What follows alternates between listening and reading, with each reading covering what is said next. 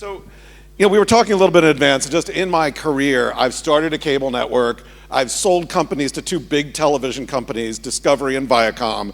And I know how hard it is to change big media companies and big broadcast companies.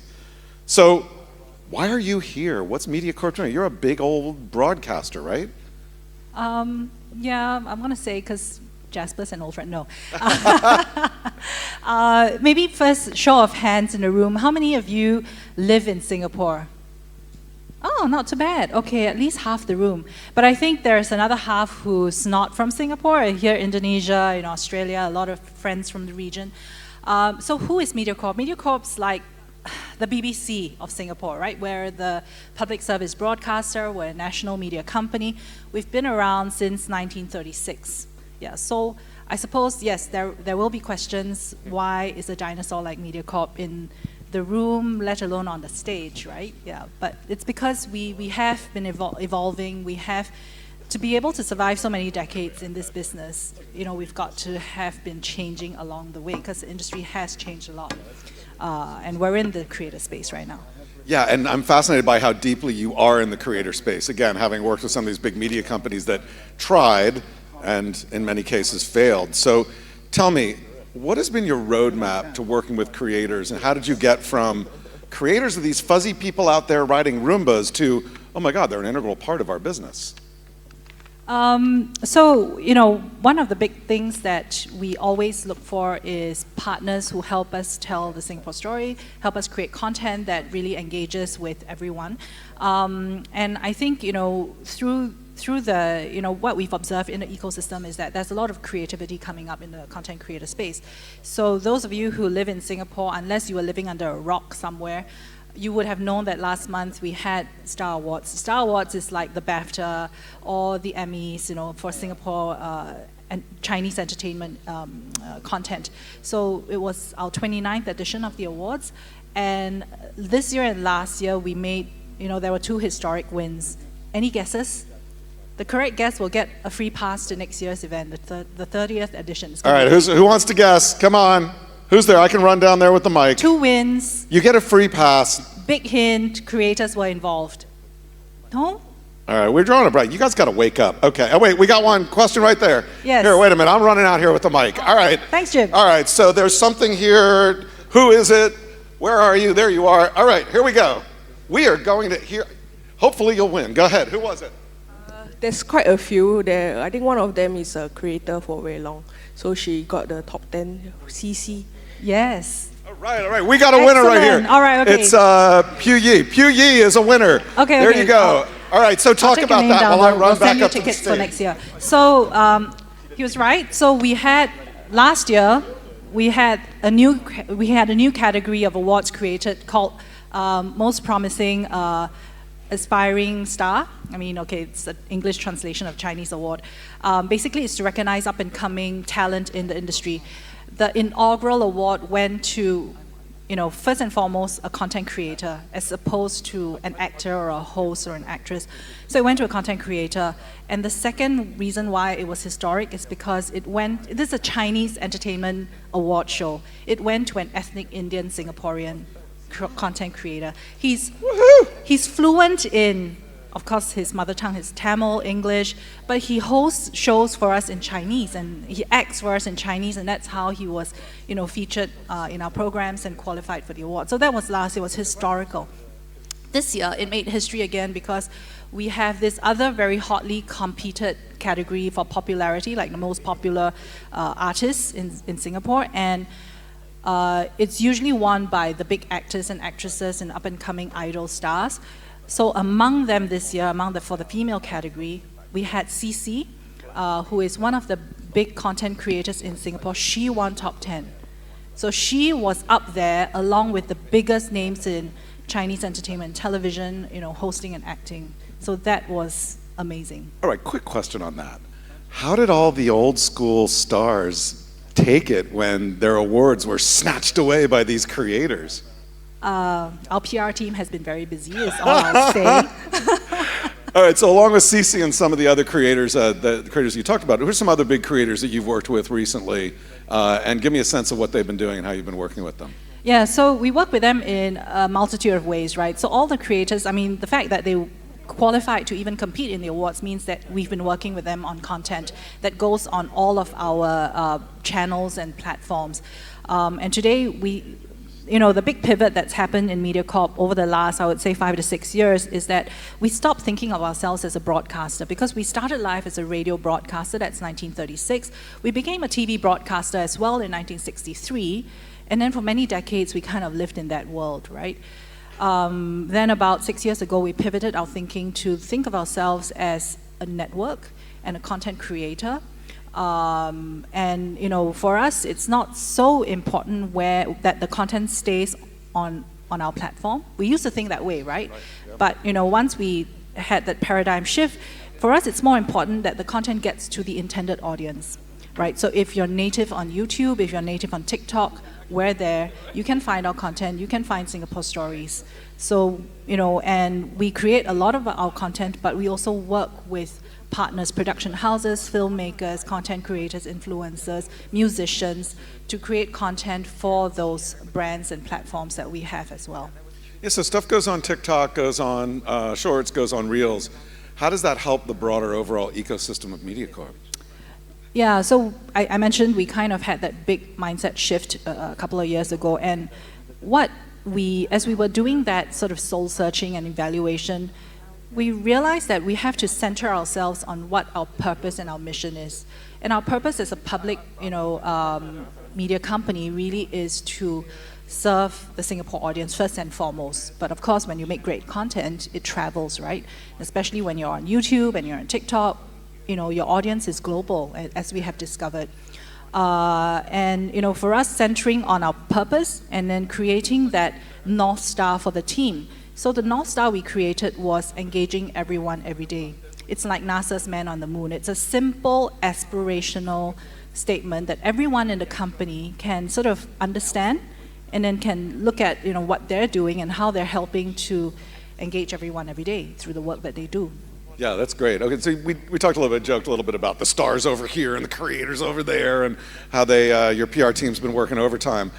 But really the shift I'm beginning to see is it's more of a continuum where, yes, you may have got your chops on YouTube or you may have gotten your chops in movies, but it's a little bit more fluid. I see creators and I see stars moving back and forth. How do you see that evolving here where you might grow up and launch on TikTok, but then you might host a talk show or do something else? Are you seeing that happen as well? Oh, yeah, we've seen it happen all the time. I mean, we do see that fluidity of talent across the verticals. And of course, there'll be talent who are just very happy staying, on TikTok, staying on YouTube, or staying on TV. But we also see a lot of people and creative people are very adventurous, right? They like to explore different things. So we see that sort of migration of talent across the different platforms. And I mentioned Star Awards. So this was the first year again we partnered with content creators, not just for them to win the awards, but actually we produced a 7-hour live stream as sort of content that also goes out with the award show. And that 7-hour live stream was actually for the first time produced by a content creation company, content creator.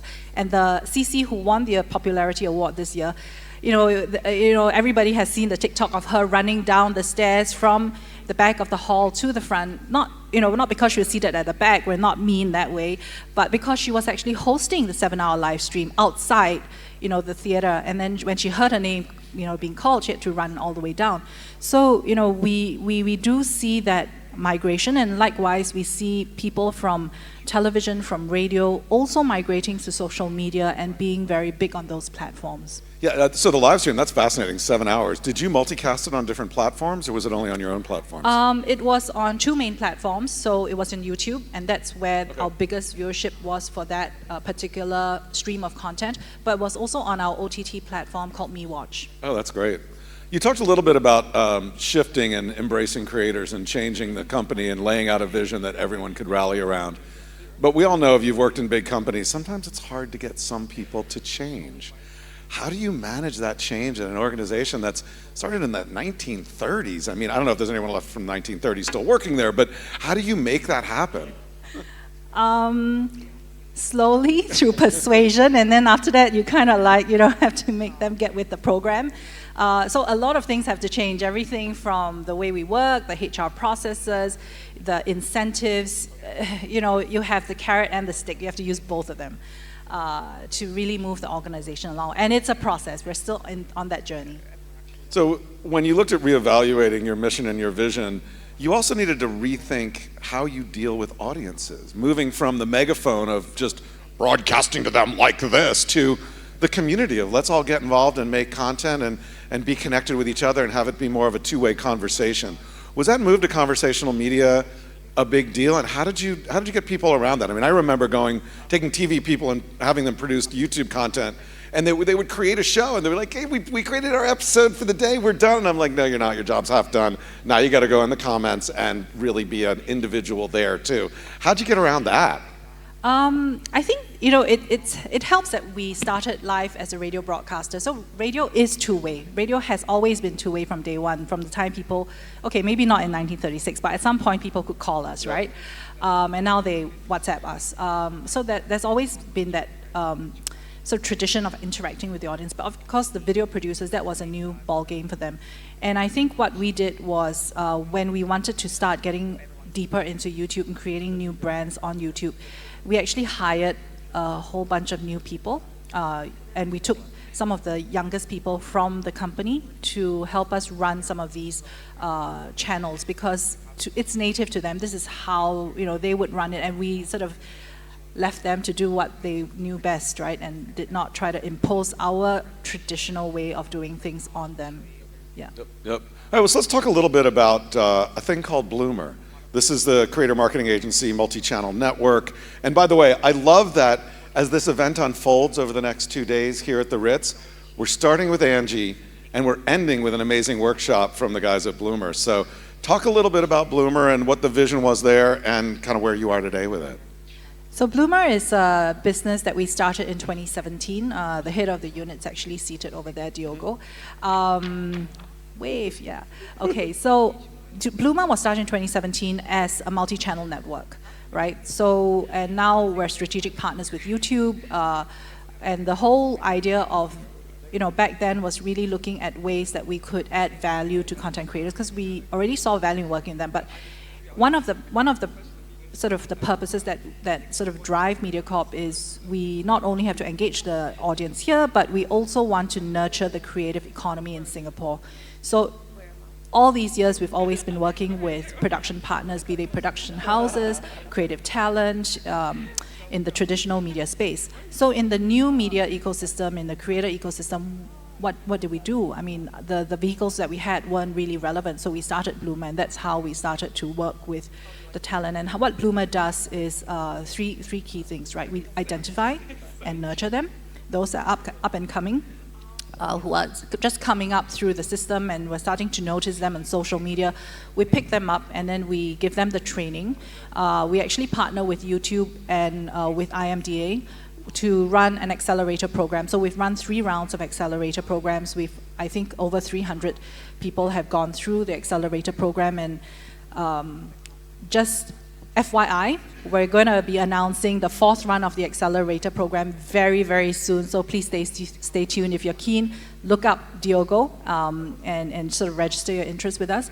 And through the accelerator program, we're equipping the up-and-coming creators with the know-how and the skills to create better content, to be able to manage their channels and their brands better on YouTube, on TikTok, on Instagram.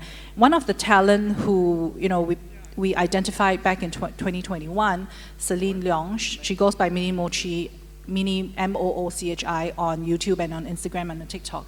She started with us in 2021 with just under 800,000 subscribers on YouTube. Today, if you look her channel up on YouTube, it's 2.36 million. I just looked at it before coming up on stage. That's more than 160% growth in just under 3 years, right? So I think we must be doing something right with her. And similarly, on TikTok, she's grown more than 160%. On Instagram, she's grown over 300%. So that's how, through the working closely with the creators, we are able to help their growth. And then because we have the biggest sales machinery in the media industry in Singapore, we help them monetize, right? So we're able to bring brands and sponsors to help them sort of tell the stories that they want to do, resource them properly. And then we created an awards. I mentioned Star Awards, but we have a similar awards for the content creators. It's called the Pinwheels. It's going into its 3rd edition. And that's something that, so we nurture, we, help with monetization, and then we celebrate that creative excellence. That's awesome. And your goal is what? To have 1,000 creators in the multi-channel network in 10 years? That's great. Yeah. What's that pathway like from the MCN to some of the more traditional businesses at Mediacorp? Pathway, like, can you go from, I had 800 people on YouTube to now I'm hosting a show on the biggest network in the world, or in Singapore? Okay, so Or maybe there isn't one. There is method in the madness. Where are we in that 1,000, target of 1,000 in 10 years? We are in year 4 now. We're just under 400, so I think we're progressing pretty steadily, and we're still working towards 1,000, but we want to be very thoughtful in how we build that team, and so the accelerator is one. Yeah, it starts with that accelerator. It starts with that. And then because we've got people who are always thinking about content for our platforms, people who are doing programming, partnerships, and commissioning, and when we have a creative brief, we will look to the Bloomr team and recommend us who do we work with. So Star Awards was a classic example. We said we want someone who can execute the backstage live, and then they recommended Outcast, right, which is a creator team that eventually we appointed. We commissioned to produce the live streaming session. Cool. So quickly, we only have a couple of minutes left, but I want to hear about some more of the stuff you're doing. Tell me about Social Hub. What's Social Hub? Social Hub is another way we help with monetization, but it's open to creators beyond the Bloomr creators. It's open to all influencers. It's basically a self-serve platform where we match influencers and creators with brands. So we have more than 100 regional and local brands, or global and local brands, I should say, on that platform. And we've facilitated more than 1,000 deals since it soft launched in late 21. And right now, some of the brands that work with us, because we were answering to a problem statement that we were hearing from the CMOs, right, where social media marketing is of course a mainstay now, but it's like the Wild West. There is no way that they can scale it without adding 1,000 people to their marketing teams. So that platform is a one-stop self-serve way where they can manage the entire campaign and relationship with the creators. And so now because the global brands have their regional hubs here, they're starting to use the platform for regional campaigns as well. Yeah, very cool. And I want to talk about podcasting. Obviously, radio is where you started. Radio and podcasting sort of similar. We're seeing a push for more radio hosts to become podcasters. Independent podcasts coming up, people spending time with podcasts, maybe in some cases more than radio. What's your podcast approach, and how are you thinking about sort of conquering podcasts as well? Podcast. I was looking at the numbers last night. In 2018, we had 1.3 something million downloads of podcasts in 1 year. That's like the first full year when we really started, to produce and push out podcasts. Today, this year, we are getting 1.4 million downloads a month. So it takes us only 1 month to get the same number that we were clocking 5 years ago. Wow. So that's how big the industry, the market has grown. So I was, talking to Jim yesterday, and we're lamenting that, Spotify's kind of downsized their podcasting team for good reason. But I think what we're seeing is that it's growing, and it's not just young people listening to podcasts. It's really all age groups and different genres across self-help to comedy to true crime to horror. Yeah, we see interest across. And both originals and cutting up some of your existing audio programs that are on terrestrial into podcasts, right? Exactly. So we work with our own audio personalities to produce original podcasts in addition to cut-down versions of their live shows. But we also work with independent podcast creators to create titles that we post on our OTT platform called Me Listen, but also on Apple Music and Spotify. Yeah, and we're running competitions as well to spot up-and-coming podcast talent. So our first one was Be a Podcast Star. We ran it last year, and we found really good talent. So opportunities for creators to work as a creator with Mediacorp through Bloomr, to do podcasts, to potentially maybe get in some of the more terrestrial things as well. You guys are doing an amazing amount of stuff, and the work that I've done with big media companies around the world, you guys are such an innovator. Angeline and Poe, great to have you on stage. Last question, you named a couple creators. What's one more creator that people might not know that they should keep an eye on? I really recommend, you go check out Mini Mochi, Celine Mochi, Leong. yep. Yep, she's one. And then I think on the, in our stable, I think I really like watching content from Avery and Jermaine. They are two of our DJs on the youth, the hit radio station called 987. And they do, this download challenge. They're on TikTok, right? And their content's really, really funny. All right, good. A lot of good stuff. Angeline, thank you very much. Give it up for Angeline Poe from Mediacorp. Thanks to Mediacorp for hosting and providing a lot of support for the event. Thank you very much.